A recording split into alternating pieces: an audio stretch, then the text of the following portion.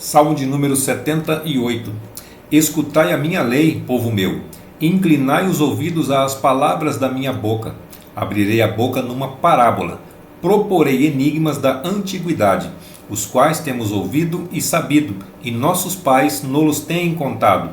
Não os encobriremos aos seus filhos, mostrando à geração futura os louvores do Senhor, assim como a sua força e as maravilhas que fez. Porque ele estabeleceu um testemunho em Jacó, e pôs uma lei em Israel, e ordenou aos nossos pais que a fizessem conhecer a seus filhos, para que a geração vindoura a soubesse, e os filhos que nascessem se levantassem e a contassem a seus filhos, para que pusessem em Deus a sua esperança, e se não esquecessem das obras de Deus, mas guardassem os seus mandamentos, e não fossem como seus pais, geração contumaz e rebelde, geração que não regeu o seu coração, e cujo espírito não foi fiel para com Deus. Os filhos de Efraim, armados e trazendo arcos, retrocederam no dia da peleja. Não guardaram o concerto de Deus e recusaram andar na sua lei. E esqueceram-se das suas obras e das maravilhas que lhes fizera ver, maravilhas que ele fez à vista de seus pais na terra do Egito, no campo de Zoã. Dividiu o mar e os fez passar por ele, fez com que as águas parassem como num montão. De dia os guiou com uma nuvem, e toda noite com um clarão de fogo. Fendeu as penhas no deserto e deu-lhes de beber como de grandes abismos. Fez sair fontes da rocha e fez correr as águas como rios. E ainda prosseguiram em pecar contra ele, provocando ao Altíssimo na solidão. E tentaram a Deus no seu coração, pedindo carne para satisfazerem o seu apetite. E falaram contra Deus e disseram: poderá Deus, porventura, preparar-nos uma mesa no deserto? Eis que feriu a penha, e as águas correram dela. Rebentaram ribeiros em abundância. Poderá também dar-nos pão, ou preparar-nos carne para o seu povo? Pelo que o Senhor os ouviu e se indignou, e acendeu um fogo contra Jacó, e furor também subiu contra Israel, porquanto não creram em Deus, nem confiaram na sua salvação, posto que tivesse mandado às altas nuvens, e tivesse aberto as portas dos céus, e fizesse chover sobre eles o maná para comerem, e lhes tivesse dado do trigo do céu. Cada um comeu o pão dos poderosos, e lhes mandou comida com abundância. Fez soprar o vento do oriente nos céus, e trouxe o sul com a sua força.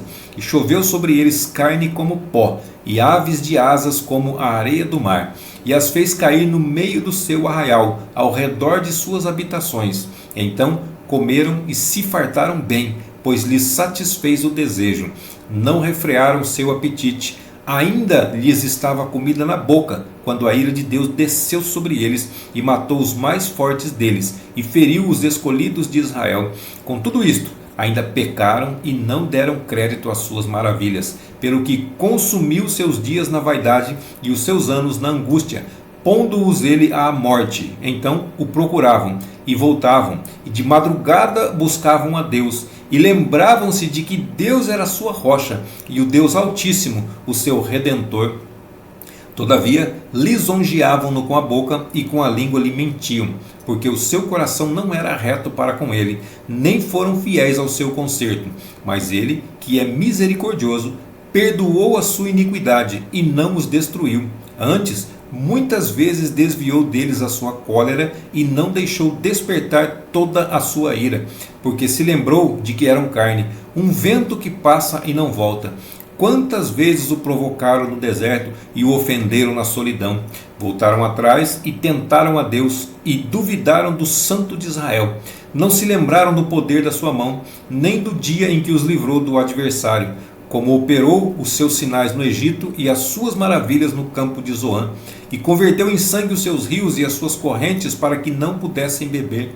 E lhes mandou enxames de moscas que os consumiram, e rãs que os destruíram. Deu também ao pulgão a sua novidade, e o seu trabalho aos gafanhotos. Destruiu as suas vinhas com saraiva, e os seus sicômoros com pedrisco. Também entregou o seu gado à saraiva, e aos coriscos os seus rebanhos. E atirou para o meio deles, quais mensageiros de males, o ardor da sua ira, furor, indignação e angústia. Abriu caminho à sua ira, não poupou a alma deles à morte, nem a vida deles à pestilência, e feriu todo primogênito no Egito, primícias da sua força nas tendas de Cã, mas fez com que o seu povo saísse como ovelhas e os guiou pelo deserto como a um rebanho, e os guiou com segurança, e não temeram, mas o mar cobriu os seus inimigos. Conduziu-os até o limite do seu santuário, até este monte que a sua destra adquiriu, e expulsou as nações de diante deles, e dividindo suas terras, lhes deu por herança, e fez habitar em suas tendas as tribos de Israel. Contudo, tentaram e provocaram o Deus Altíssimo, e não guardaram seus testemunhos, mas tornaram atrás, e portaram-se aleivosamente como seus pais. Viraram-se como um arco traiçoeiro, pois lhe provocaram a ira com os seus altos e despertaram-lhe o zelo com as suas imagens de escultura. Deus ouviu isto e se indignou, e sobremodo aborreceu a Israel, pelo que desamparou o seu tabernáculo em Siló, a tenda que estabelecera como sua morada entre os homens. E deu a sua força ao cativeiro e a sua glória à mão do inimigo, e entregou o seu povo à espada, e encolerizou-se contra a sua herança. Aos seus jovens consumiu-os o fogo, e as suas donzelas não tiveram festa nupcial. Os seus sacerdotes caíram à espada, e as suas viúvas não se lamentaram.